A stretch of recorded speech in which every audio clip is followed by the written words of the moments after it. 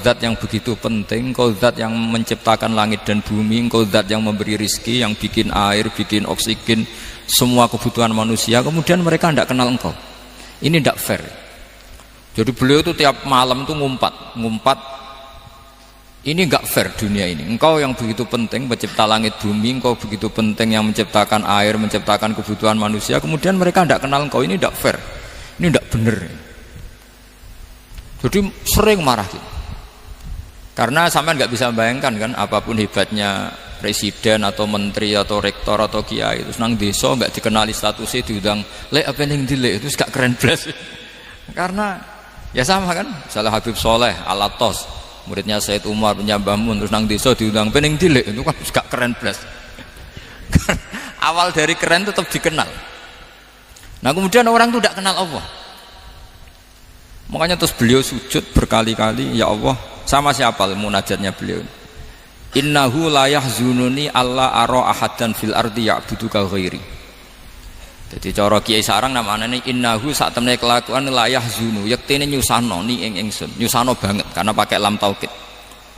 Innahu sak temene kelakuan la yahzunu, yektene nyusano banget ni ing ingsun. Apa sing nyusano an? Apa sedene kelakuan la ora ningali ingsun fil ardi ing dalam bumi.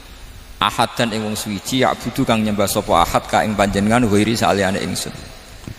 Ya Allah, sungguh saya sangat susah.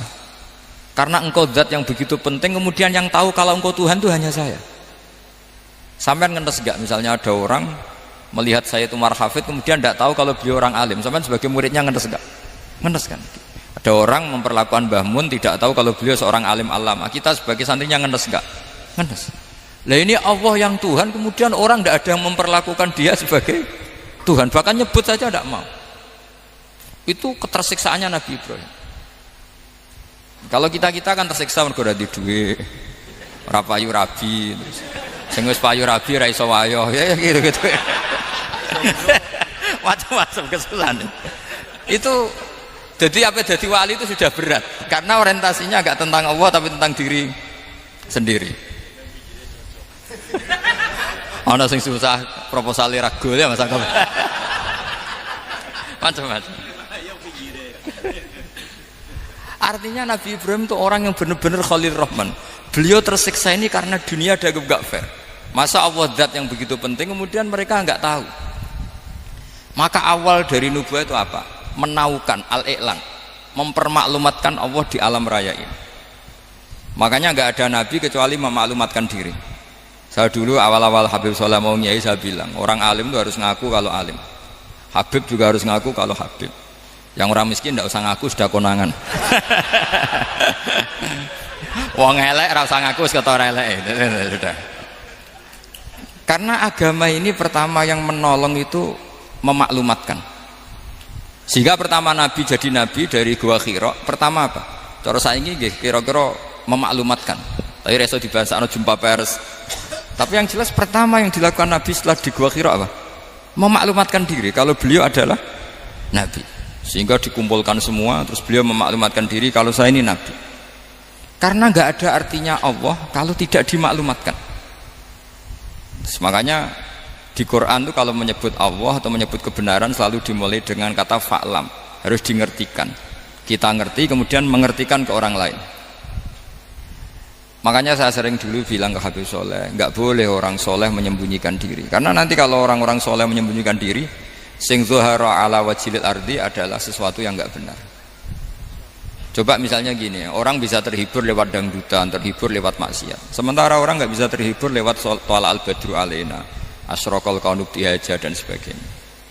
Maka orang-orang soleh adalah orang yang bisa memaklumatkan Allah, memaklumatkan Rasulullah, memaklumatkan Quran, dan supaya itu diterima. Karena awal dari orang terima itu tahu dulu. Nah ini tahu saja ndak. Makanya Nabi Ibrahim susah, ya Allah, engkau zat yang begitu penting kemudian tidak diketahui. Ini apa-apaan, enggak fair. Akhirnya Nabi Ibrahim diangkat sebagai Khalil Rahman untuk menaukan atau untuk memaklumatkan Allah Subhanahu wa ta'ala. Nah sebelum itu beliau dihibur, diterbangkan ke langit, ke alam malakut. Kamu susah ya, kenapa susah? Karena zat sepenting engkau kemudian tidak ada yang menyembah. Terus dijak ke alam malakut, ditunjukkan sekian juta malaikat, sekian ribu malaikat, semuanya membaca tasbih takbir. Ibrahim senang. Oh ternyata sing seneng jenengan banyak. Loh, coba kalau kita punya kiai kayak Mbah Mun, semakin yang seneng banyak kan semakin kita seneng. Kalau nggak ada yang tahu kan kita tersiksa. Makanya ini penting sekali. Jadi pertama agama ini seperti ini tuh barokahnya dingertikan, dimaklumatkan. Saya ini orang yang humul itu menutup diri betul, kecuali bab ngaji. Saya kalau ngaji terbuka. Sampai saya tidak tahu apa ada yang streaming apa direkam, saya tidak tahu. Pokoknya saya satu-satunya saya mau terbuka itu pas ngaji. Dan saya pede karena dulu ngaji saya benar. Saya tanya Mas Akom, sebetulnya kalau sampean mau mulang terbuka bagus. Potensinya dua, konangan alimnya atau konangan. Ya resiko terbuka kan itu tok. Konangan alimnya. Nah daripada potensi yang kedua terus nggak mau ngajar ya humul. Syaratnya wali ku humul. Oh, humul itu nggak menampakkan. Memangnya mau menampakkan apa kalau nggak bisa apa-apa kan? Jadi saya tidak tahu itu humul apa bagian dari pengamanan diri. Apa mas? Apa? Aim. Jaga iman. Jadi Nabi itu pertama yang dilakukan apa? Memaklumatkan kalau Allah itu Tuhan. Jadi ciri utama orang soleh itu kalau kebenaran tidak mendominasi bumi ini. Jadi ciri utama orang soleh itu seperti itu. Makanya kenapa saya milih manhaj. Tentu Habib Soleh tidak harus niru saya karena antar orang alim tidak boleh saling mengikuti. Tapi juga seterusnya nggak boleh saling ganggu. Saya itu ngaji di mana-mana itu guyon. Karena bapak saya suka guyon, Mbah Mun suka guyon. Alasannya bapak dulu sederhana. Orang sudah nyari hiburan dengan maksiat. Sehingga agama ini harus membawa keceriaan sosial, membawa keceriaan hati. Karena Allah ngendikan kul bi fadlillah wa bi rahmati fa bidzalika falyafrahu. Orang tuh harus senang dengan kebaikan. Orang happy dengan tolal badru alina, happy dengan manaqibul akhyar, dengan fadhailul akhyar. Karena orang di sana sudah senangnya itu kalau ada maksiat. Nah sekarang agama dibawa orang-orang yang tidak menyenangkan juga. Ngaji teko wis merengut. Ada muridnya salah duduk marah, salah posisi meja marah. Lalu orang-orang kan mikirnya kan, daripada ngaji dimarahin terus mendingan ndak. Makanya Nabi itu paling marah itu kalau satu kebaikan jadi problem. Mu'ad bin Jabal itu pernah ngimami lama sekali. Dan yang makmum itu akhirnya mufarokoh. Dulu belum ditemukan fikih, tapi orang ini sudah berani mufarokoh. Jadi ini termasuk mujtahid sebelum tahu Fathul Mu'in, tahu Wahab, dia sudah berani mufarokoh. Jadi sudah luar biasa. Karena bangsa ibadah yang agak-agak ngawur itu tanpa diajarin sudah do pinter sendiri. Dia mufarokoh. Ketika dia mufarokoh, komentarnya Mu'ad, dia munafik.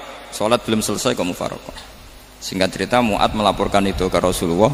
Si tukang penggembala ini juga melaporkan ini ke Rasulullah. Tapi apa kata Rasulullah? Yang Rasulullah itu yang bela, malah bela yang penggembala tadi. Afattanun anta ya Mu'ad. Kamu itu tukang fitnah.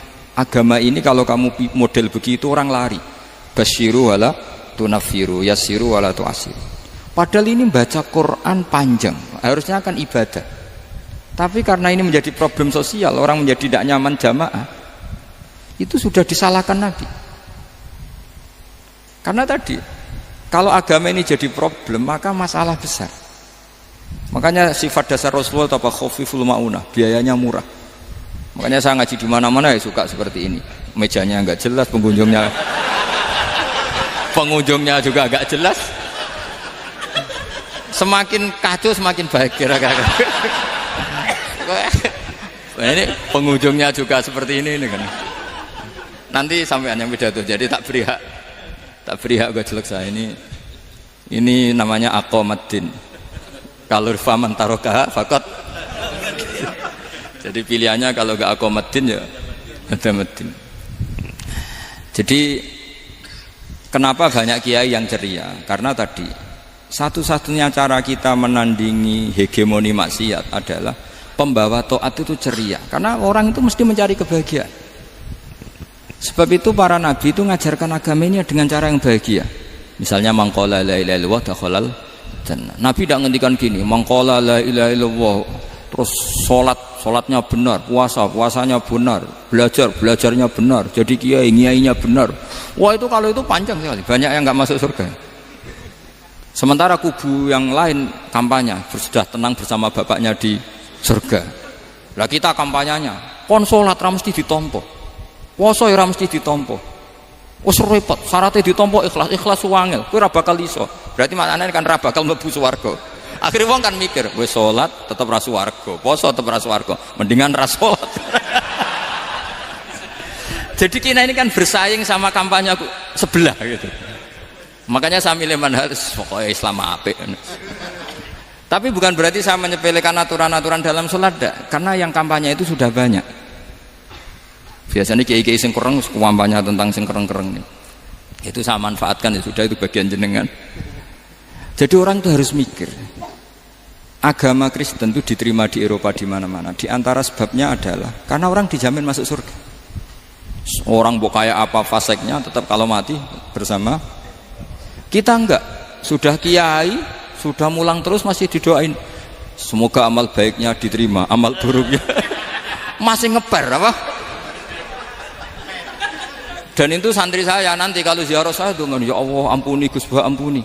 Itu kan ngenyek orang itu maksudnya. Maksudnya bukan, makanya saya pernah ketemu orang yang berfaham Wahabi. Dia nuduh kalau orang doa ke mayit itu minta sama mayit. Saya bilang, saya saja yang jadi mayitnya nggak siap. Kok bisa? Doanya itu doa ngeper. Masa sama gurunya bilang gini, Allahumma ingkana muhsinan fazid fi ihsani wa ingkana musian. Masa gurunya ditaklek? Jadi dia tidak yakin betul kalau gurunya muhsin. Masih ditaklek, jika guru saya baik maka gini ya Allah, jika guru saya buruk maka gini. Loh saya tuh gak pernah doain Mbah Mun gitu, tak anggap gak sopan. Jadi kalau saya berdoa, ya Allah jenengan izzihi apa ya, jenengan balas lah, izzihi anna anil muslimina khairan katsira wa antal ghafurur rahim wa anta gitu. Saya gak tega muni wa ingkana musian. Jadi kayak ada sopan ya. Loh kalau aku yang mati sabi lagi. Tak balik malah. Ingkana musia. Malah ada terusannya bahwa kadalik. Jadi makanya mereka kan sering pakai dalil. Andai kan tradisi itu benar, maka yang paling pertama melakukan itu sahabat. Selalu mereka berargumentasi kalau itu tradisi yang benar, maka pertama yang melakukan itu sahabat. Ya gak mungkin sahabat masa bilang ke Nabi ingkana. Bisa kafir berat kan? Masa kesolehannya?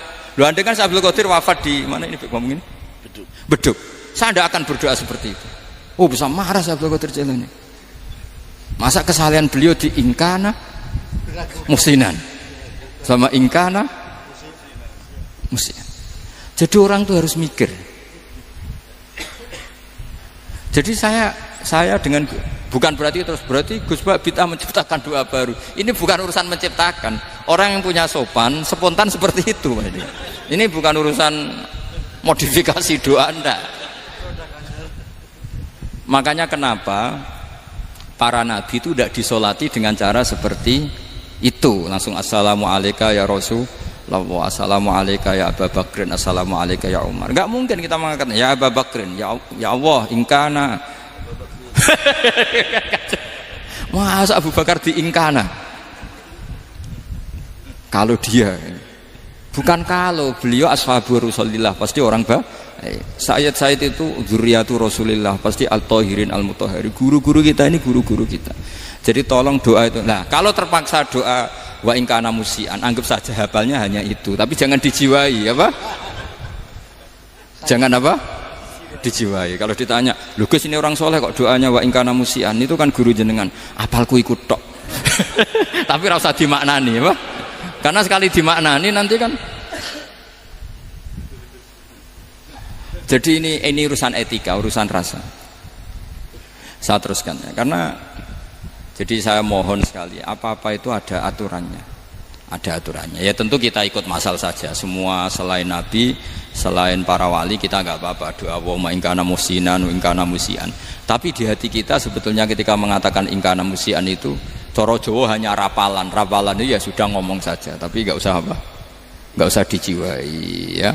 Yang dijiwai kita adalah sifat ghafurnya Allah, bukan status mayitnya, tapi sifat ghafurnya Allah. Karena kata musik itu kan nggak nyaman. Makanya Nabi itu hebatnya Nabi ya tentu karena bentukan Allah Subhanahu wa taala. Adabani Rabbi fa ahsana ta'dibi. Itu kalau nyifati tentang keburukan orang mukmin itu diikutkan sifat ghafurnya Allah. Jadi misalnya gini kalimatnya, liyukaffirallahu anhum aswa alladzi amil. Atau sebagian ayat misalnya wa yukaffiru anhum sayiatihim. Jadi sebetulnya kalau terpaksa mengatakan orang itu buruk, itu sebenarnya dari Allah dulu kita mengatakan Allah itu zat saking baiknya itu mengampuni salahnya seseorang. Jadi nyifati Allah dulu, Allah saking baiknya itu mengampuni salahnya orang-orang baik. Karena orang-orang baik juga manusia, Ustadz juga. Tapi lebih ke nyifati ke Allahnya. Kalau kita kan enggak, lebih tertarik nyifati mayitnya. Sehingga kita di hati itu mayit kira tak jalono sepuro tuntas kayak gitu. Jadi kalau di Quran enggak seperti itu. Jadi kita lebih mensifati Allah itu Ghafur, Afuwun Karim. Makanya seperti doa-doa kita kalau Ramadan gini, Allahumma innaka afuwun karim tuhibbul afwa, baru bakas fa'fu anna. Jadi ada aturannya. Meskipun ilmu ini agak jelimet, tapi bagi ahlinya ini ma'ruf. Kalau sampean nggak paham berarti nggak ahlinya. Jadi ilmu ini agak jelimet, tapi ma'ruf. Nah, sehingga Rasulullah kalau kita meyakini syafaatu Rasulullah SAW, itu cara berpikir harus kita balik. Misalnya begini. Wong Islam nakale ngono, penggaweane maksiat kok disafaati Kanjeng Nabi kurang penggawean. Caranya berpikir jangan gitu. Kalau gitu kowe mari mangkal, wong nakale ngono kok untuk syafaati Kanjeng. Tapi cara berpikir gini. Syafaatu Rasulillah itu wasi'ah, luas sekali. Syafaatu Rasulillah ghairu munhasirah, tidak terbatas. Syafaatu Rasulillah itu lebih sakti ketimbang dosanya umatnya. Semua ulama dulu kalau nyifati Allah juga gitu. Allahumma misalnya maghfiratuka awsa'u min dzunubina. Ya, yang misalnya yang pakai mutakalim ya Allahumma maghfiratuka awsa'u min dzunubi wa rahmatuka arja inti min amali. Jadi jangan kitanya dulu. Kalau kitanya dulu kan nyifati kita dosa banyak. Itu sama ndak usah ngaku sudah tahu semua. Tapi nyifati pertamanya apa? Allahumma maghfiratuka awsa'u min dzunubi wa rahmatuka arja inti min amali. Sehingga dari nyifati maghfiratullah yang wasi'ah, yang tidak terbatas, kemudian kita sah mengatakan bahwa ahlul maksiat pun mungkin atau berhak dapat ampunan. Sama syafaatu Rasulillah itu ghairu munhasirah, syafaatu Rasulillah itu wasi'ah. Sehingga sahlah riwayat syafaati li ahlil kabair min ummah. Itu bukan menyangkut melegalkan kabirah, bukan menyangkut mengesahkan orang Islam dosa besar, karena nanti dapat syafaatnya Rasul. Cara berpikir jangan gitu. Nanti kamu mentasjek memberanikan orang melakukan maksiat berdasar iktimat syafaati Rasulillah. Itu jangan gitu cara berpikir, dibalik apa? Syafaatu Rasulullah awsa'u wa awsa'u. Sangat luas. Sehingga saking luasnya sampai yang tukang maksiat saja kebagian. Sama rahmatnya Allah Ta'ala itu wasi'ah. Rizkinya Allah ya wasik, sampai wong nganggur ya iso mangan ngono. Nah begitu juga rahmati Allah Ta'ala itu wasi'ah, sampai wong sing sumpek utange akeh ya iso guyu ngono lho.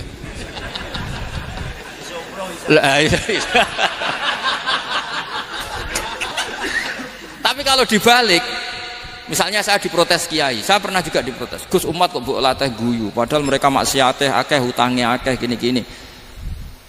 Karena kamu menyifati orangnya. Kalau menyifati orang ini sampean guyu haram. Utang jatuh tempo, sampean gak mikir dosa ndak? Dosa. Jadi kiai muridnya goblok kok kiai kurang tahajud itu ya dosa. Jadi kiai kok muridnya goblok tenang wae. Sementing untuk sowanan itu amatir ya gini. Mestinya cara berpikir dibalik. Rahmatullah wasi'ah, rizquhu ya wasi', fadluhu wasi'. Sampai wong sumpek wae iso guyu. Jika kita ini sudah objek, loh kita ini tidak subjek, di alam raya ini kita tidak subjek tapi apa? Objek. Makanya saya berkali-kali mengatakan, mbok kayak apa sumpeknya kita, tetap wong iso guyu. Karena apa? Allah mensifati dirinya wa annahu wa adhaka wa abka. Allah itu adhaka, zat yang memberi orang iso guyu. Wa abka lan dat sing maringi wong iso nangis. Karena sifatnya Allah Ta'ala pasti nafidah, sifatnya Allah Ta'ala pasti terjadi. Dan kita objek. Makanya wong sumpek utangnya akeh, bojo ora percaya, tangga ora percaya, nak guyu banter-banter. Karena Allah ku adhakadat sing maringi guyu. Wa abka, sudah presiden, sudah gubernur, sudah menteri, nak Allah kepengin nangis no yo nangis. Coba ngeluhnya apa kalau misalnya jenengan seorang mantan presiden atau mantan gubernur, kadang anaknya calonan RT mbok menang bondak. Ngeluhnya apa orang alim, misalnya alim alama, anaknya mau jadi jurumiyah ra iso, susah. Kaya raya anaknya jadi pasien, susah. Allah punya cara untuk abega, untuk bikin orang nangis. Nah karena kita ini objek, pasti sesupek apapun orang yang bisa tertawa ya bisa nangis. Makanya banyak ulama yang nggak terlalu serius mikir agama ini, bukan karena dablek, enggak, karena Allah mensifati dirinya Al-Hadi yang memberi petunjuk. Kita gak ditunggoni Kanjeng Nabi, gak ditunggoni Wali Songo, gak ditunggoni para alawin yang dulu, gak ditunggoni Habib-Habib yang kayak Said Abdul Al-Haddad. Tapi karena Allah itu Al-Hadi yang memberi petunjuk, dan sifatnya Allah Ta'ala la budda wa ayat entakuna nafidah. Sifatnya Allah pasti nafidah. Amerika kayak apa liberalnya, sekarang trennya juga banyak yang masuk Islam. Kampung-kampung pedalaman gak ada kiainya, cukup mudin. Kadang yang membawa agama itu orang yang ke situ mau nyari kayu. Orang di pedalaman Kalimantan, Sulawesi itu pertama itu nyari kayu, tapi bawaan hidayat, lama-lama bikin masjid. Saya pernah di Korea, ke sana orang nyari uang, niatnya juga nyari uang, tapi akhirnya tersiksa kalau enggak bikin masjid. Karena apa? Karena Allah itu Al-Hadi, zat yang memberi petunjuk. Maka kamu tidak usah khawatir, agama ini pasti jalan ila yaumil qiyamah, karena Allah Al-Hadi. Sama. Mbok kamu umat mbok weden-wedeni kowe ku amalan ora mesti ditampa. Nek ora ditampa mlebu neraka. Ngono mulai ngaji ya tenang ae. Tenang, santai. Bahkan kadang bilang gini, Pak Yai tadi gak bener. Masa ngecap orang mlebu neraka? Kita yang masyarakatnya gak tahu pintunya. Pak kayaknya tahu pintunya. Karena orang itu punya cara. Lho ya betul. Orang Bedui itu kalau ngaji sama Nabi itu lebih unik timbang yang soleh, timbang yang pinter. Sehingga banyak ilmu itu ditemukan dari orang Bedui. Karena cara berpikir itu aneh. Kalau orang soleh, orang waras kan berpikirnya ada aneh, standar. Jadi orang Bedui itu aneh. Pernah suatu saat Rasulullah itu khutbah cerita kiamat. Wah dahsyatnya kiamat kayak apa? Semua orang diam nangis semua. Orang Bedui enggak, lebih cerdas. Ini Nabi itu aneh. Cerita kiamat kok udah ada tanggalnya ini gimana? Orang nangis semua karena dahsyatnya kiamat kayak gitu. Bumi dihancurkan, wus. Pantas sudah nangis dewi-dewi. Ya ono sing nangis pabrik banyune macam-macam ya. Ini kalau kiamat gimana ini perjalanan air kemasan saya kan orang mikir mikir dewi-dewi gitu. Tapi ini enggak. Orang Bedui cara berpikir tuh enggak. Malah ya Rasulullah mata saah. Engkau itu cerita kiamat tapi enggak jelas tanggalnya. Kalau cerita kiamat ya harus jelas dong kapannya. Jadi unik. Jadi cara berpikir sahabat kaget semua loh. Kaget. Karena gak kepikiran. Nabi a'radu anhu, a'radu itu mengabaikan. Banyak sahabat yang menganalisis lam yasma'kan. Nabi memang gak dengar sehingga mengabaikan. Ada yang analisis lagi sami'a wa kariha. Sebenarnya Nabi dengar itu gak berkenan karena tengah-tengahnya khutbah kok tanya. Tapi si Arabi ini cerdas. Masuk akal kan?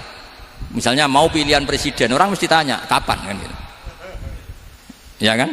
Mau ganti presiden atau ganti bupati, takarannya orang kan kapan? Kayak Mas Akom jadi wali ndak? Pertanyaannya kan kapan? Kalau jatuhnya kan sudah ya.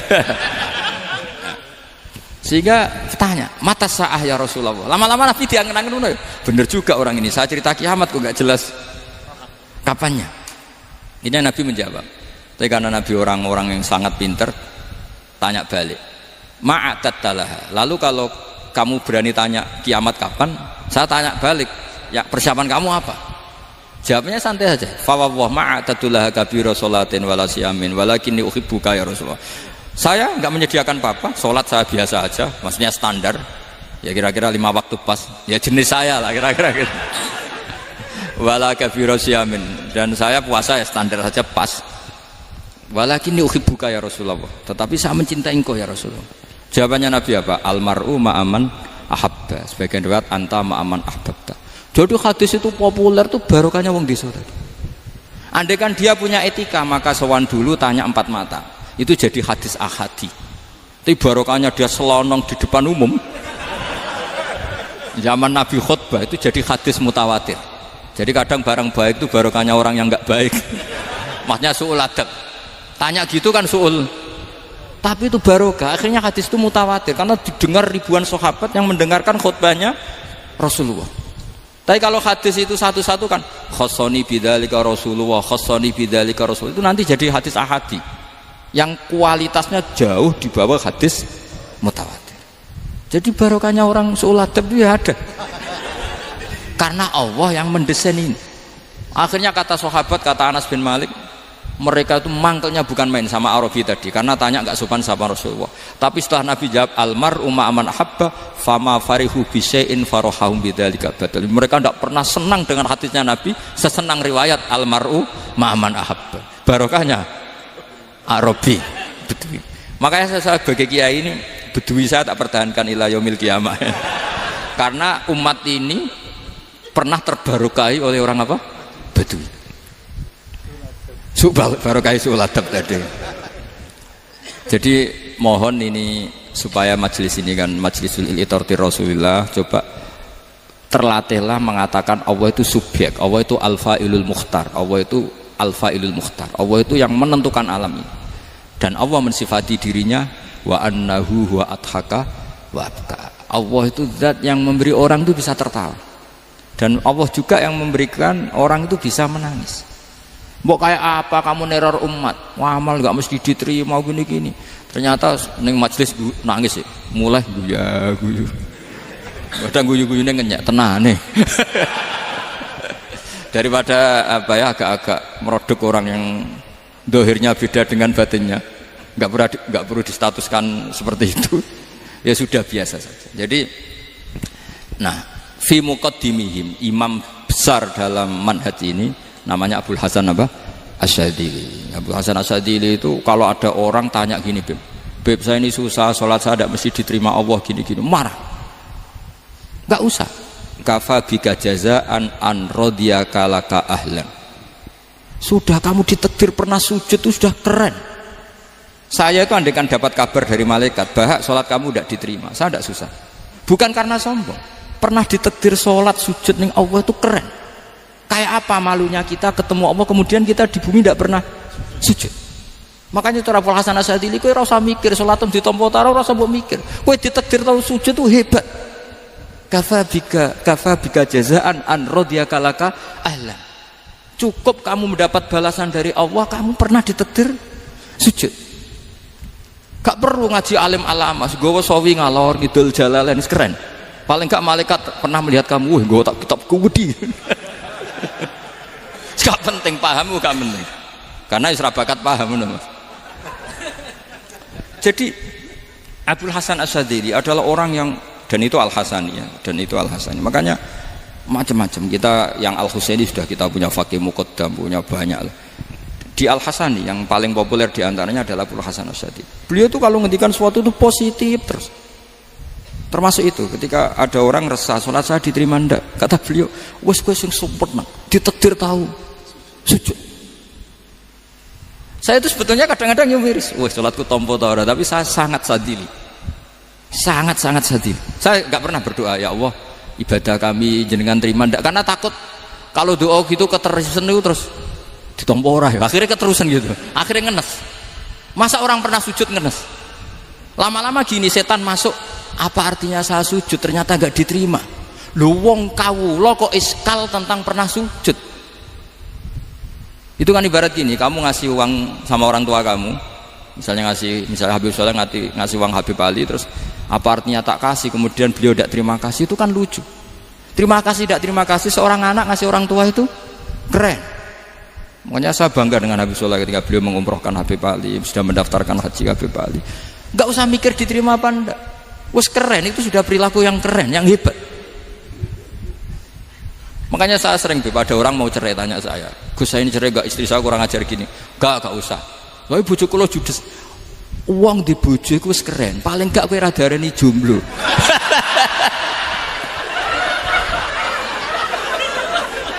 Oh, diarani duda ora enak.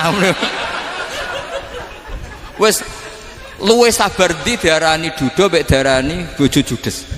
Enak bojo judes cek gagah. Di bojo lah. Oh, iki. Provokator itu. Jadi kafabika jazaan an radiyakala ka'alan. Sudah ditedir pernah sujud itu sudah keren.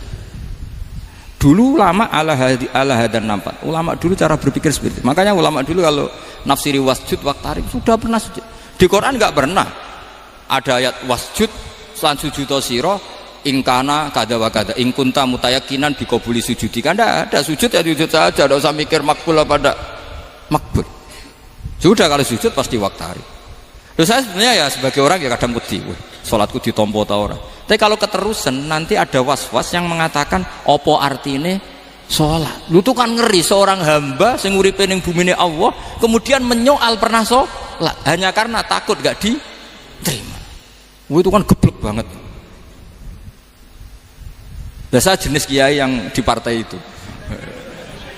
Saya enggak tahu kalau keneng di kom. Sedumat masa kamu gak ada keren blas. Jadi nah nanti kalau misalnya ada manhajnya Habib Soleh yang tidak seperti itu tidak apa-apa, mungkin supaya orang nggak takabur, nggak fakhr, sehingga makanya mulai dulu lama itu ya partainya kalau nggak rojak ya khauf. Nah saya ini yang jelas terang-terangan ikut partai rojak saja, apa? Partai rojak, karena banyak yang sudah di partai khauf. Tapi saya rojak yang bil ilmi tadi. Makanya Sayyidina Umar radhiyallahu anhu itu yang namanya sama sujud. Saya itu punya kitab. Habib Soleh pernah tak tunjukin tulisan tangan saya. Muji-muji sujud. Sayyidina Umar ketika ditusuk seorang kila itu Majusi, Abu Lu'lu' terkenalnya itu. Itu Hulamul Mughirah terkenalnya. Ditusuk, dia sahabat, beliau sahabat, wali. Jadi nusuk Umar tuh kayak apa? Nusuk Mas Akom aja dosa besar, apalagi nusuk Umar. Itu ketika ditusuk, dia itu ya punya dendam. Namanya manusia itu punya dendam. Maksudnya namanya orang kan mangkel sama yang nusuk. Kalau orang mangkel itu inginnya kan yang nusuk itu masuk neraka. Tapi apa kata Umar? Ngendikan gini, tanya pertama, yang nusuk saya siapa? Orang Majusi. Orang Majusi, Hulamul Mughirah. Alhamdulillah alladzi lam yaj'al maniyati biyadi rajulin lam yasjud laka sajdatan yuhaju biha indaka yaumal qiyamah. Saya itu senang Gusti, yang nusuk saya orang yang nggak pernah sujud sama jenengan. Jika kalau saya dendam supaya dia masuk neraka, saya nggak takut orang itu nuntut sama saya. Tapi kalau dia pernah sujud, pernah sholat, kemudian dia masuk neraka karena nusuk saya, kemudian dia berargumentasi, saya pernah sujud ya Allah, kenapa engkau masukkan neraka? Saya tidak berani jawab ya Allah. Saking hormatnya sama yang namanya sujud. Jadi kamu ada dendamnya kesampaian, cara Jawa ya. Dendam dengan tanda kutip ya, tidak makna semestinya. Jadi mangkel mbek sing nusuk nak mlebu neraka pantes wong ora tau sujud wae Gusti gitu. Tapi kalau pernah sujud kemudian dia masuk neraka karena saya, bisa yuhajuni biha yaumal qiyamah. Jadi kayak apa sujud? Saya apa? Nabi itu kalau muji sujud sampai ngingetkan wa hatta takuna sajdatul wahidatu khairan minad dunya wa ma fiha. Nanti kalau kamu di akhirat ketemu Allah, kenangan terbaik kita apa?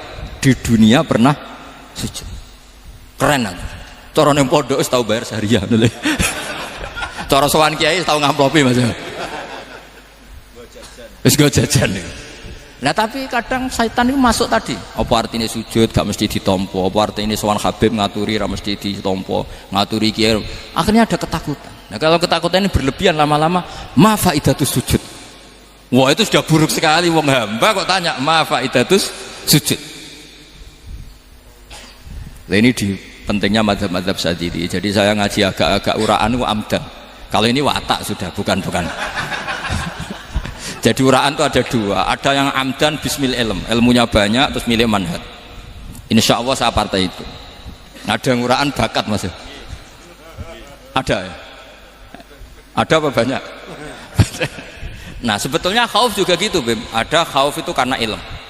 Ada Habib alim alama atau kiai alim alama, dia tahu masyarakat kalau ngikuti Gus Bak nanti jadi fakhr, kurang tawaduk, terus dia milih partai khauf.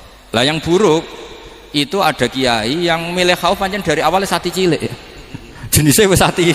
Jadi sebenarnya dia ndak cukup ilmunya nerangkan khauf, cuma jenisnya wis ati cilik. Wong ning omah iku lawang dikunci ana gludak-gludak, ana hantu putih.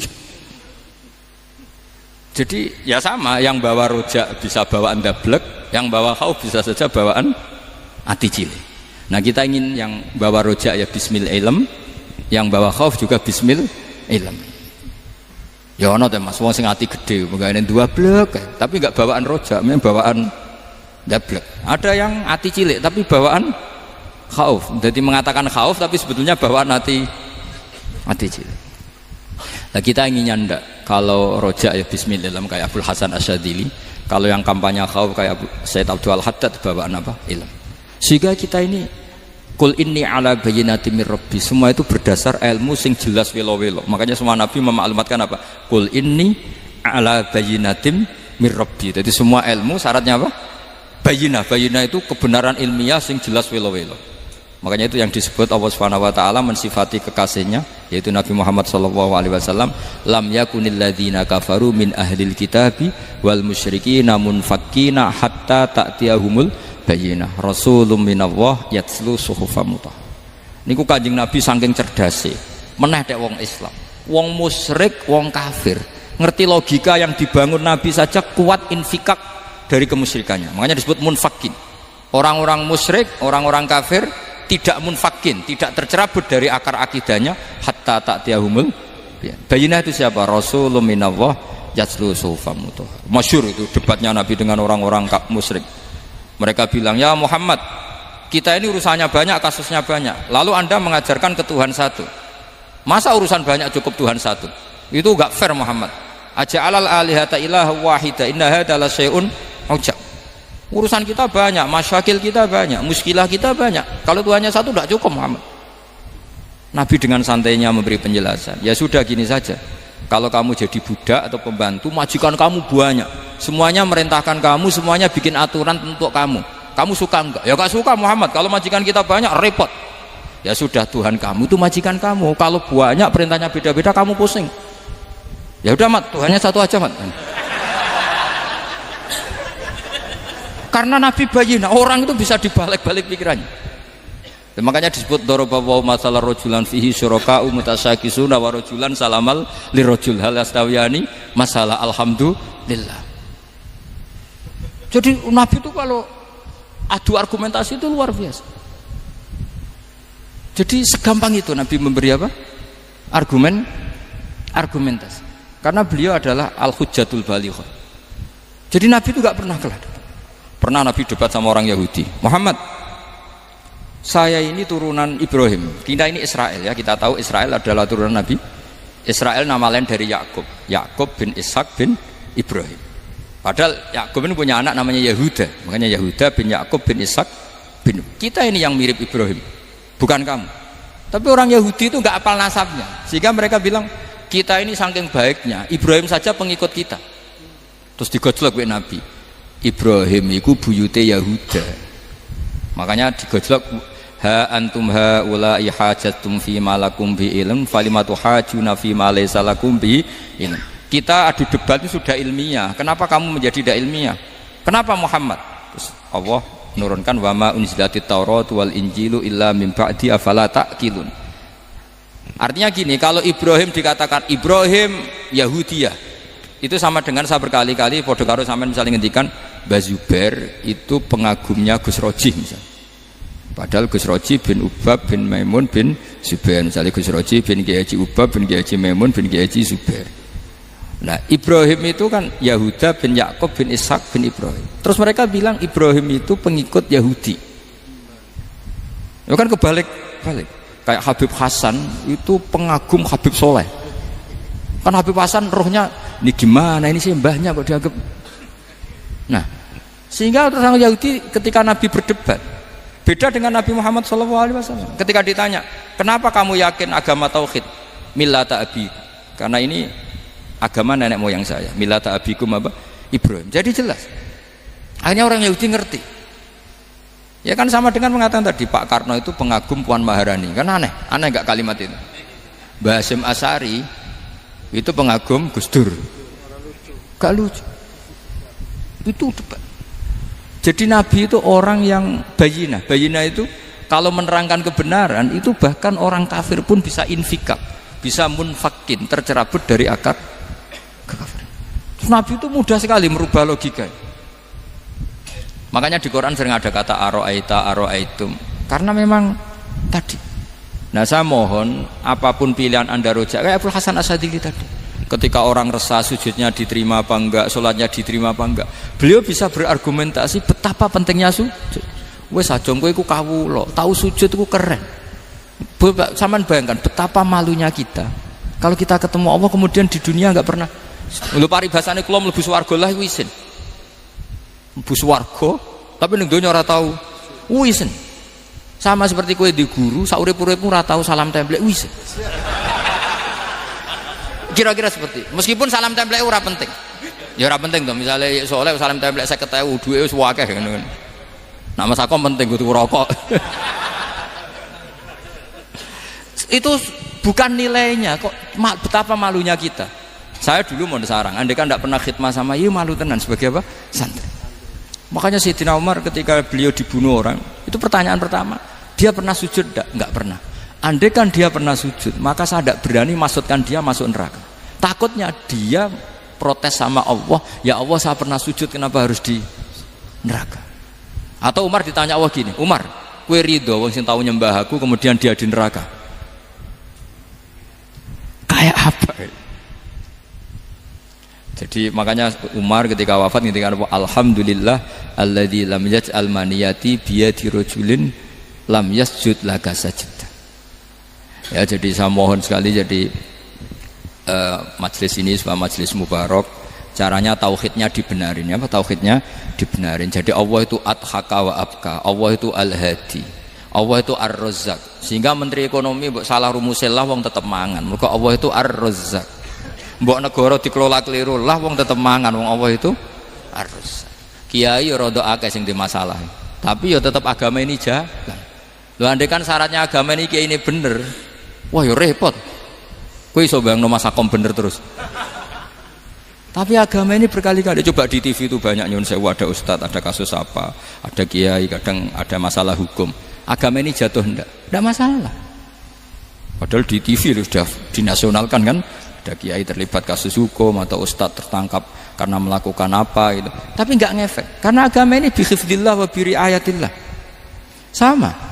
Negara mana-mana kadang manajemen ekonominya enggak jelas, tapi masyarakat ya makan karena Allah Razzaq. Sama aku kancanan Mas Akom mengeluh, tapi Allah adhaka, akhirnya iso guyu. Padahal orang untungnya blas kancanan dede.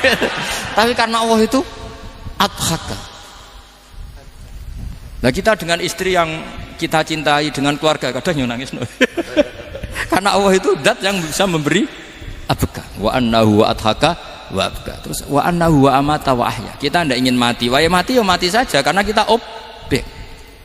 Nah, hidayah itu seperti itu. Allah al-hadi. Apa? Allah itu kayak apa Korea, negara ateis. Enggak kebayang di sana ada ngaji Aqidatul Awam Mabadi Fikih. Sekarang banyak. Saya tuh kalau beli Aqidatul Awam kerdusan tak kirimkan ke Korea. Sebelum saya ke Korea, karena sebagian santri saya di Jogja. Di sana ada ngaji Aqidatul Awam, ngaji Takrib. Bahkan saya di sana dilakokno sakduna fid dunya. Kayak apa Allah kalau ingin bikin hidayah? Karena Allah itu al-hadi. Wong Indonesia digerakno seneng duit. Bareng wis seneng duit mau apa? Korea. Setelah di Korea tersiksa karena enggak ada tempat sujud. Akhirnya urunan. Segampang itu kalau Allah mengendaki. Itu enggak dibenem MUI, enggak dibenem. Karena Allah al-hadi. Jadi saya mohon sekali tauhid ini dibenerin dulu. Allah tetap al-fa'ilul mukhtar, apa? Al-fa'ilul mukhtar. Sehingga Allah mensifati dirinya adhaka wa. Mbok kamu bendung kayak apa, orang ngaji saya tetap guyu. Sekarang iso mbuli saya. Oh, Gus Bab ngaji tidak guyu. Allah yang memberikan guyu kamu itu. Andai kan sesuai status kamu, kowe ora ngarep guyu. Utang akeh, jatuh tempo, bojo ora percaya. Gede-gede ya, kowe paham. Ya jadi ini tak isyatkan jenengan saya ini tadi bawa kitab Fathur Rahman di Thalibi Ayatul Quran mau tak kasihkan hadiah ke saya itu Marhafid sebagai penyempurna karena beliau sudah Al-Husaini. Semoga ini dapat barokahnya Al-Hasani. Ini dikarang oleh zurianya Abdus Salam bin Masis. Abdus Salam bin Masis adalah guru dari Abul Hasan apa? Asyadili. Jadi kita tahu Sahibul Hikam Ibnu Athaillah As-Sakandari muridnya Abul Abbas Al-Mursi. Beliau muridnya Abul Hasan Asyadili. Beliau muridnya Abdus Salam bin Masis. Yaitu Alami Zada ini min dzurriyyati Abdus Salam bin Masis. Jadi ini Al-Hasan. Jadi ini sudah klub karena mulai dulu ya tradisinya gitu, banyak sabaib ngaji barojak bafadol, nanti yang bafadol barojak yang ngaji Habib lagi, seperti sanadnya Soleh di Sarang ya, Soleh ngaji Bahmun, tapi Bahmun ngaji Sayyid Alawi Sadat ya, ngaji Sayyid Zaini Dahlan, nanti setelah Sayyid Zaini Dahlan ngaji Ajam lagi Usman Adim Yati. Jadi ya biasa mulai dulu silsilah ya seperti itu. Jadi seperti dulu Ibnu Abbas termasuk Qorobatu Rasulillah. Jadi dulu Qorobatu Rasulillah itu Bani Hasyim sama Bani Muttalib. Tapi kalau sekarang ya tentu para sadat, para habaib. Dulu biasa Ibnu Abbas ngaji ke Zaid bin Sabit. Itu Ibnu Abbas yang mencium tangannya Zaid bin Sabit. Tapi Zaid bin Sabit juga mencium tangannya Ibnu Abbas karena Qorobatu Rasulillah sallallahu alaihi wasallam. Jadi saya mohon semuanya itu insaf bil ilm ya, insaf bil ilm. Kayak tadi munfakina hatta ta'tiyahumul bayin. Jadi bayina itu orang yang kalau menerangkan itu memberi penjelasan sing jelas welo-welo. Itu siapa? Rasulun minallah yatslu suhufam mutahharah. Beri Al-Fatihah. Sunnah Nabawiyah. Gini ku keberlangsungan. Terus kalau sering belajar tentang kitab-kitab samawi, kitab-kitab sing diriwayataken beberapa ulama ahli kitab, sing pun disahkan kalian ashabu Rasulillah sallallahu alaihi wasallam. Niku riyen Nabi Ibrahim niku pertama dadi Khalilur Rahman, kekasih Allah Khalilur Rahman. Niku mergi piyambake nu tersiksa protes. Terus kadang tiang saya ini kudu protes. Tapi protes bukan kita demo. Protes itu tidak harus demo, protes. Ya Allah, dunia ini tidak fair. Engkau yang Tuhan, engkau zat yang begitu penting, engkau zat yang menciptakan langit dan bumi, engkau zat yang memberi rizki, yang bikin air, bikin oksigen, semua kebutuhan manusia, kemudian mereka tidak kenal engkau. Ini tidak fair. Jadi beliau itu tiap malam itu ngumpat. Ini enggak fair dunia ini. Engkau yang begitu penting mencipta langit bumi, engkau begitu penting yang menciptakan air, menciptakan kebutuhan manusia, kemudian mereka tidak kenal engkau. Ini tidak fair. Ini tidak benar. Jadi sering marah gitu. Karena sampean nggak bisa bayangkan kan, apapun hebatnya presiden atau menteri atau rektor atau kiai itu nang desa nggak dikenali statusnya, diundang lek apa ning dilek itu gak keren blas. Karena ya sama kan, misalnya Habib Soleh Alatos, muridnya Said Umar punya Mbah Mun, terus nang desa diundang pening dilek itu kan gak keren blas. Awal dari keren tetap dikenal. Nah kemudian orang itu tidak kenal Allah. Makanya terus beliau sujud berkali-kali, ya Allah, sama siapa munajatnya beliau. Innahu la yahzununi alla ara ahadan fil ardi ya'buduka ghairi. Jadi cara Kiai Sarang namanya innahu sak temene kelakuan la yahzunu, yektene nyusano ni ing ingsun, nyusano banget karena pakai lam taukid. Innahu sak temene kelakuan la yahzunu, yektene nyusano banget ni ing ingsun. Apa sing nyusano an? Apa sedene kelakuan la ara ora ningali ingsun fil ardi ing dalam bumi. Ahad dan ing wong suwiji ya'budu kang nyembah sapa ahad ka ing panjenengan ghairi saliyane ingsun. Ya Allah, sungguh saya sangat susah karena engkau zat yang begitu penting, kemudian yang tahu kalau engkau Tuhan itu hanya saya. Sampean ngenes gak misalnya ada orang melihat saya itu Umar Hafid kemudian tidak tahu kalau beliau orang alim, sampean sebagai muridnya ngenes gak? Ngenes kan? Ada orang memperlakukan Mbah Mun tidak tahu kalau beliau seorang alim alama, kita sebagai santrinya ngenes gak? Ngenes. Lah ini Allah yang Tuhan, kemudian orang tidak ada yang memperlakukan dia sebagai Tuhan, bahkan nyebut saja tidak mau. Itu ketersiksaannya Nabi Ibrahim. Kalau kita kan tersiksa mergo ora duwe, ora payu rabi, sing wis payu rabi ra iso wayo, ya gitu. Macam-macam kesusahan. Itu jadi apa, jadi wali itu sudah berat karena orientasinya agak tentang Allah tapi tentang diri sendiri. Ana sing susah proposal ragu ya Mas Akam. Macam-macam. Artinya Nabi Ibrahim itu orang yang benar-benar Khalil Rahman. Beliau tersiksa ini karena dunia dianggap gak fair. Masa Allah zat yang begitu penting kemudian mereka enggak tahu. Maka awal dari nubuah itu apa? Menaukan al-i'lan. mempermaklumatkan Allah di alam raya ini. Makanya nggak ada nabi kecuali memaklumatkan diri.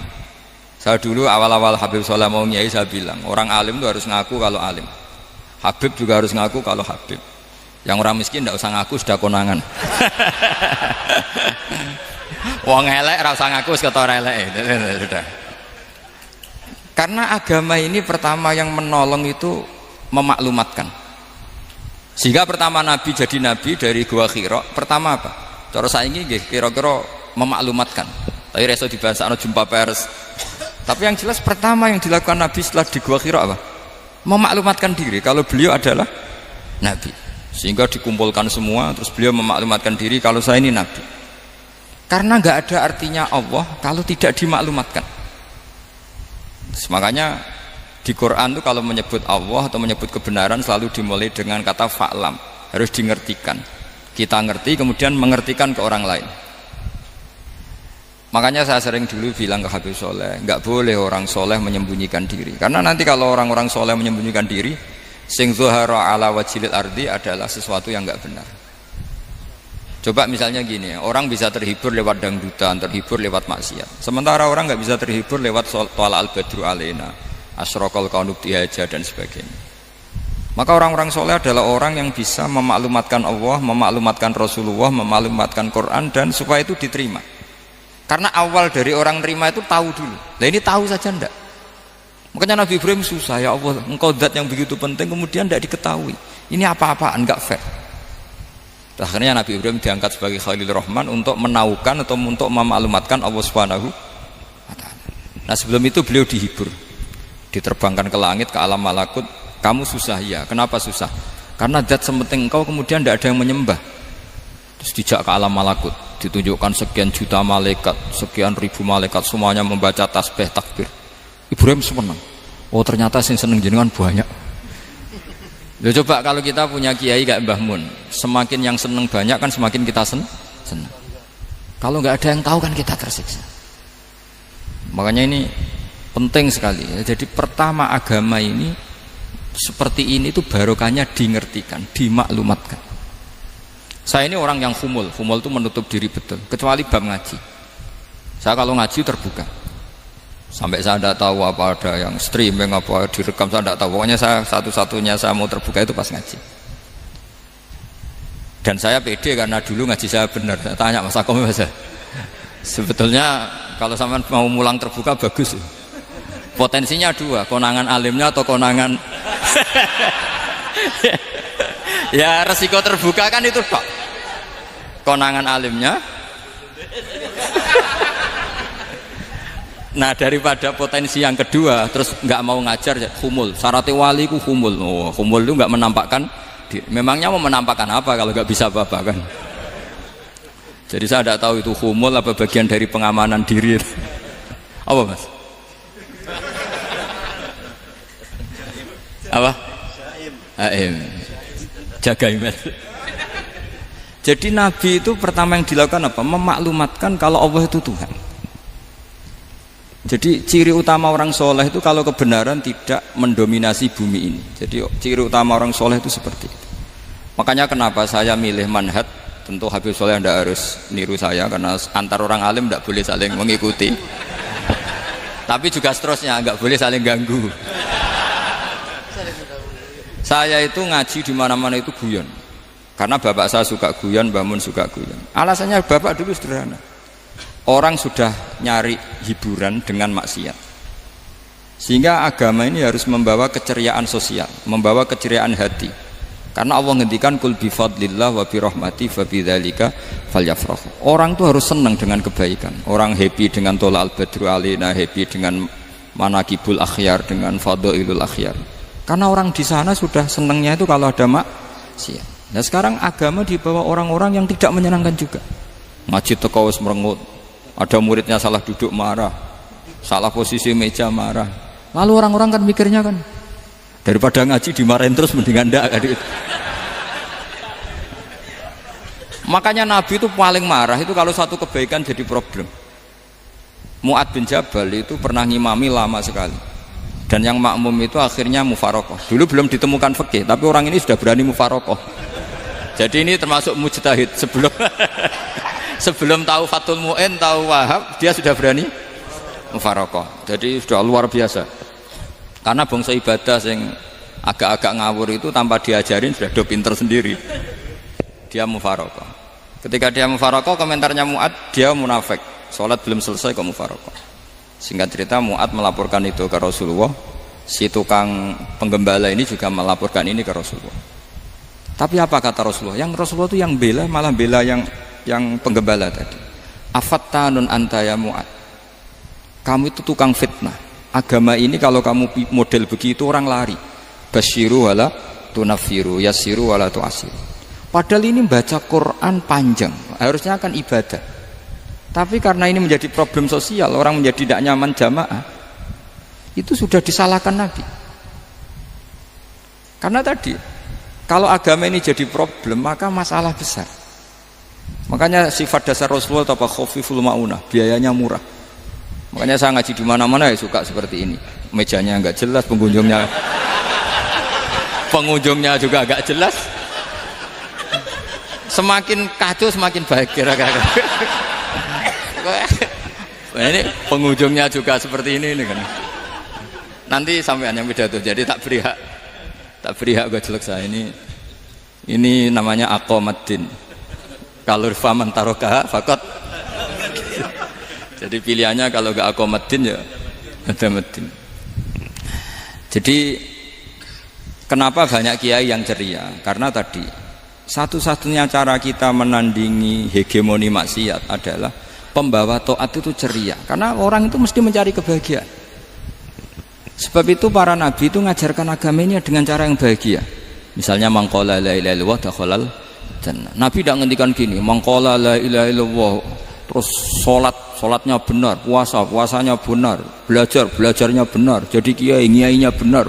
Wah itu kalau itu panjang sekali, banyak yang nggak masuk surga. Sementara kubu yang lain kampanye sudah tenang bersama bapaknya di surga. Lah kita kampanyenya, kon sholat ra mesti ditompo, puasa ra mesti ditompo. Wes repot, syaratnya ditompo ikhlas wangel, kowe ra bakal iso. Berarti maknane kan ra bakal mlebu swarga. Akhirnya wong kan mikir, wis salat tetep ra swarga, poso tetep ra swarga, mendingan ra salat. Jadi kita ini kan bersaing sama kampanye sebelah gitu. Makanya saya milih manhaj pokoknya Islam apik. Tapi bukan berarti saya menyepelekan aturan-aturan dalam salat, karena yang kampanye itu sudah banyak. Biasanya kiai-kiai sing kereng kampanye tentang sing kereng-kereng nih. Itu saya manfaatkan ya sudah, itu bagian jenengan. Jadi orang itu harus mikir. Agama Kristen itu diterima di Eropa di mana-mana. Di antara sebabnya adalah karena orang dijamin masuk surga. Orang mau kayak apa faseknya tetap kalau mati bersama. Kita enggak. Sudah kiai, sudah mulang terus masih didoain. Semoga amal baiknya diterima, amal buruknya masih ngeper apa? Dan itu santri saya nanti kalau ziarah saya dengan ya Allah ampuni Gus Bah ampuni. Ini kan ngenyek orang itu maksudnya. Maksudnya bukan, makanya saya pernah ketemu orang yang berfaham Wahabi. Dia nuduh kalau orang doa ke mayit itu minta sama mayit. Saya bilang, saya saja yang jadi mayitnya enggak siap. Kok bisa? Doanya itu doa ngeper. Masa sama gurunya bilang gini, Allahumma in kana muhsinan fazid fi ihsani wa in kana musian. Masa gurunya ditaklek? Jadi dia tidak yakin betul kalau gurunya muhsin. Masih ditaklek, jika guru saya baik maka gini ya Allah, jika guru saya buruk maka gini. Loh saya tuh gak pernah doain Mbah Mun gitu, tak anggap gak sopan. Jadi kalau saya berdoa ya Allah jenengan izzihi apa ya, jenengan balas lah izzihi anna anil muslimina khairan katsira wa antal ghafurur rahim wa anta gitu. Saya gak tega muni wa ingkana musian. Jadi kayak ada sopan ya. Lo kalau aku yang mati sapi lagi. Tak balik malah. Ingkana musia. Malah ada terusannya bahwa kadalik. Jadi makanya mereka kan sering pakai dalil. Andai kan tradisi itu benar, maka yang paling pertama melakukan itu sahabat. Selalu mereka berargumentasi kalau itu tradisi yang benar, maka pertama yang melakukan itu sahabat. Ya gak mungkin sahabat masa bilang ke Nabi ingkana. Bisa kafir berat kan? Masa kesolehannya, lu andai kan Abdul Qadir wafat di mana ini ngomong ini? Beduk. Saya tidak akan berdoa seperti itu. Oh bisa marah Abdul Qadir Jailani. Masa kesalahan beliau di ingkana musinan sama ingkana musinan. Jadi orang tuh harus mikir. Jadi saya dengan bukan berarti Gus Bak bid'ah menciptakan doa baru. Ini bukan urusan menciptakan. Orang yang punya sopan spontan seperti itu.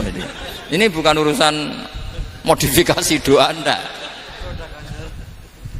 Makanya kenapa para nabi itu tidak disolati dengan cara seperti itu, langsung assalamualaikum ya Rasulullah, assalamualaikum ya Abu Bakrin, assalamualaikum ya Umar. Enggak mungkin kita mengatakan ya Abu Bakrin, ya Allah ingkana. Masa Abu Bakar diingkana? Kalau dia bukan kalau beliau ashabu Rasulillah pasti orang Sayyid itu dzurriyyatu Rasulillah pasti al-tahirin al-mutahhari. Guru-guru kita ini guru-guru kita. Jadi tolong doa itu. Nah, kalau terpaksa doa wa in kana musian, anggap saja hafalnya hanya itu, tapi jangan dijiwai, apa? Jangan apa? Dijiwai. Kalau ditanya, "Lho Gus ini orang soleh kok doanya wa in kana musian?" Itu kan guru jenengan. Apalku ikut tok. Tapi ora usah dimaknani, apa? Karena sekali dimaknani nanti kan. Jadi ini urusan etika, urusan rasa. Saya teruskan ya. Karena jadi saya mohon sekali, apa-apa itu ada aturannya. Ada aturannya. Ya tentu kita ikut masal saja. Semua selain Nabi, selain para wali kita nggak apa-apa doa wa ingkana musinan, ingkana musian. Tapi di hati kita sebetulnya ketika mengatakan ingkana musian itu coro Jawa hanya rapalan. Rapalan itu ya sudah ngomong saja, tapi nggak usah apa? Nggak usah dijiwai ya. Yang dijiwai kita adalah sifat ghafurnya Allah, bukan status mayitnya, tapi sifat ghafurnya Allah. Karena kata musik itu kan nggak nyaman. Makanya Nabi itu hebatnya Nabi ya tentu karena bentukan Allah Subhanahu wa taala. Adabani Rabbi fa ahsana ta'dibi. Itu kalau nyifati tentang keburukan orang mukmin itu diikutkan sifat ghafurnya Allah. Jadi misalnya gini kalimatnya, liyukaffirawwahu anhum aswa alladzi amil. Atau sebagian ayat misalnya wa yukaffiru anhum sayiatihim. Jadi sebetulnya kalau terpaksa mengatakan orang itu buruk, itu sebenarnya dari Allah dulu kita mengatakan Allah itu zat saking baiknya itu mengampuni salahnya seseorang. Jadi nyifati Allah dulu, Allah saking baiknya itu mengampuni salahnya orang-orang baik. Karena orang-orang baik juga manusia, Ustadz juga. Tapi lebih ke nyifati ke Allahnya. Kalau kita kan enggak, lebih tertarik nyifati mayitnya. Sehingga kita di hati itu mayit kira tak jalono sepuro tuntas kayak gitu. Jadi kalau di Quran tidak seperti itu. Jadi kita lebih mensifati Allah itu Ghafur, Afuwun Karim. Makanya seperti doa-doa kita kalau Ramadan gini, Allahumma innaka afuwun karim tuhibbul afwa, baru bakas fa'fu anna. Jadi ada aturannya. Meskipun ilmu ini agak jelimet, tapi bagi ahlinya ini ma'ruf. Kalau sampean nggak paham berarti nggak ahlinya. Jadi ilmu ini agak jelimet, tapi ma'ruf. Nah, sehingga Rasulullah kalau kita meyakini syafaatu Rasulullah SAW, itu cara berpikir harus kita balik. Misalnya begini, wong Islam nakale ngono, penggaweane maksiat kok disyafaati Kanjeng Nabi kurang penggawean. Caranya berpikir jangan gitu. Kalau gitu kowe mari mangkel, wong nakale ngono kok untuk syafaati Kanjeng.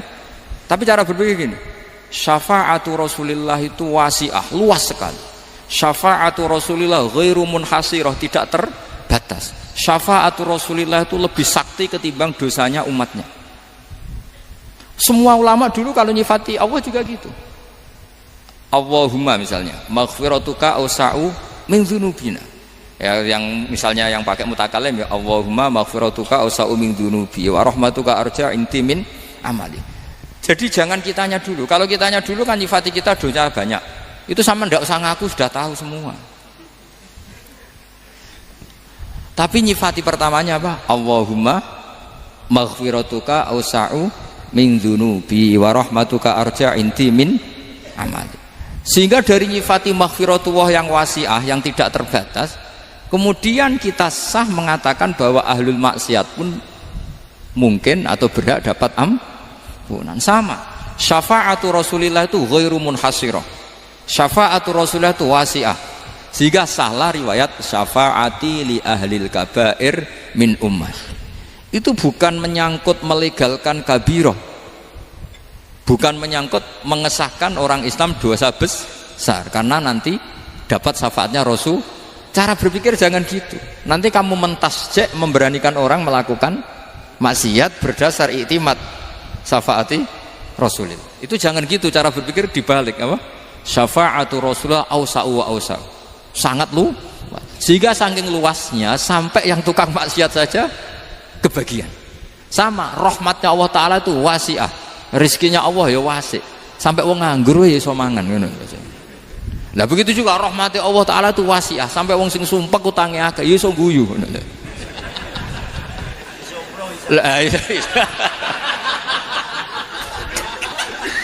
Tapi kalau dibalik, misalnya saya diprotes kiai, saya pernah juga diprotes, Gus umat kok mbok latih guyu padahal mereka maksiate akeh, utange akeh, gini-gini.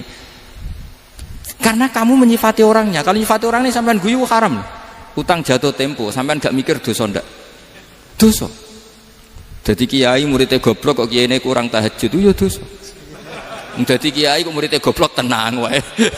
Sementing untuk sowanan itu amatir ya gini. Mestinya cara berpikir dibalik. Rahmatullah wasi'ah, rizquhu ya wasi', fadluhu wasi'. Sampai wong sumpek wae iso guyu. Sehingga kita ini sudah objek. Loh, kita ini tidak subjek, di alam raya ini kita tidak subjek tapi apa? Objek. Makanya saya berkali-kali mengatakan, mbok kayak apa sumpeknya kita, tetap wong iso guyu. Karena apa? Allah mensifati dirinya wa annahu wa adhaka wa abka. Allah itu adhaka, zat yang memberi orang iso guyu. Wa abka lan zat sing maringi wong iso nangis. Karena sifatnya Allah Ta'ala pasti nafidah, sifatnya Allah Ta'ala pasti terjadi. Dan kita objek. Makanya wong sumpek utange akeh, bojo ora percaya, tangga ora percaya, oh nak guyu banter-banter. Karena Allah ku adhakadat sing maringi guyu. Wa abka, sudah presiden, sudah gubernur, sudah menteri, nak Allah kepengin nangis no yo nangis. Coba ngeluhnya apa kalau misalnya jenengan seorang mantan presiden atau mantan gubernur, kadang anaknya calonan RT mbok menang bondak. Ngeluhnya apa orang alim, misalnya alim alama, anaknya mau jadi jurumiyah ra iso, susah. Kaya raya anaknya jadi pasien, susah. Allah punya cara untuk abega, untuk bikin orang nangis. Nah karena kita ini objek, pasti sesumpek apapun orang yang bisa tertawa ya bisa nangis. Makanya banyak ulama yang nggak terlalu serius mikir agama ini, bukan karena dablek, enggak, karena Allah mensifati dirinya Al-Hadi, yang memberi petunjuk. Kita gak ditunggoni Kanjeng Nabi, gak ditunggoni Wali Songo, gak ditunggoni para alawin yang dulu, gak ditunggoni Habib-Habib yang kayak Said Abdul Al-Haddad. Tapi karena Allah itu Al-Hadi, yang memberi petunjuk, dan sifatnya Allah Ta'ala la budda wa ayat entakuna nafidah. Sifatnya Allah pasti nafidah. Amerika kayak apa liberalnya, sekarang trennya juga banyak yang masuk Islam. Kampung-kampung pedalaman gak ada kiainya, cukup mudin. Kadang yang membawa agama itu orang yang ke situ mau nyari kayu. Orang di pedalaman Kalimantan, Sulawesi itu pertama itu nyari kayu, tapi bawaan hidayat, lama-lama bikin masjid. Saya pernah di Korea, ke sana orang nyari uang, niatnya juga nyari uang, tapi akhirnya tersiksa kalau enggak bikin masjid. Karena apa? Karena Allah itu Al-Hadi, zat yang memberi petunjuk. Maka kamu tidak usah khawatir, agama ini pasti jalan ila yaumil qiyamah, karena Allah Al-Hadi. Sama. Mbok kamu umat mbok weden-wedeni kowe ku amalan ora mesti ditampa. Nek ora ditampa mlebu neraka. Ngono mulai ngaji ya tenang ae. Tenang, santai. Bahkan kadang bilang gini, Pak Yai tadi gak bener. Masa ngecap orang mlebu neraka? Kita yang masyarakatnya gak tahu pintunya. Pak kayaknya tahu pintunya. Karena orang itu punya cara. Lho ya betul. Orang Bedui itu kalau ngaji sama Nabi itu lebih unik timbang yang soleh, timbang yang pinter. Sehingga banyak ilmu itu ditemukan dari orang Bedui. Karena cara berpikir itu aneh. Kalau orang soleh, orang waras kan berpikirnya ada aneh, standar. Jadi orang Bedui itu aneh. Pernah suatu saat Rasulullah itu khutbah cerita kiamat. Wah dahsyatnya kiamat kayak apa? Semua orang diam nangis semua. Orang Bedui enggak, lebih cerdas. Ini Nabi itu aneh, cerita kiamat kok udah ada tanggalnya ini gimana? Orang nangis semua karena dahsyatnya kiamat kayak gitu. Bumi dihancurkan, wus. Kan terus sudah nangis dewi-dewi. Ya ono sing nangis pabrik banyune macam-macam ya. Ini kalau kiamat gimana ini perjalanan air kemasan saya kan orang mikir mikir dewe-dewe gitu. Tapi ini enggak orang Bedui cara berpikir tuh enggak malah ya Rasulullah mata saah engkau itu cerita kiamat tapi enggak jelas tanggalnya. Kalau cerita kiamat ya harus jelas dong kapannya. Jadi unik. Jadi cara berpikir sahabat kaget semua loh, kaget karena enggak kepikiran. Nabi a'radu anhu, a'radu itu mengabaikan. Banyak sahabat yang menganalisis lam yasma'kan. Nabi memang enggak dengar sehingga mengabaikan. Ada yang analisis lagi sami'a wa kariha. Sebenarnya Nabi dengar itu enggak berkenan karena tengah-tengahnya khutbah kok tanya. Tapi si Arabi ini cerdas, masuk akal kan? Misalnya mau pilihan presiden, orang mesti tanya kapan kan gitu. Ya kan? Mau ganti presiden atau ganti bupati, takarannya orang kan kapan?